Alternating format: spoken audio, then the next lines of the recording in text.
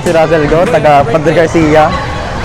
Yung mga mods ko dito, PC16 na Brickmaster, tapos Daytona handle grip, naka JVting pulley set, ram air, tapos MT85 version 2,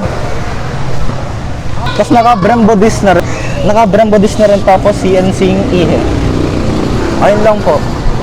Okay. So anong unit to? Honda Click version 1 na 150 po. Nung 13 ho ako.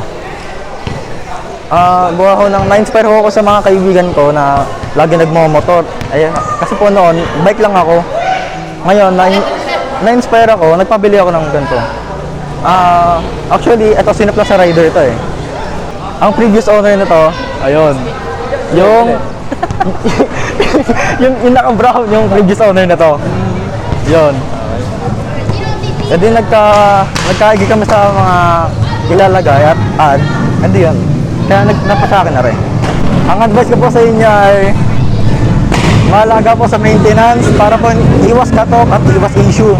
Huwag tutuloyin na lang pagpatakbo dahil sayang buhay. Thank you kuya, maraming salamat. Sige po, thank you po.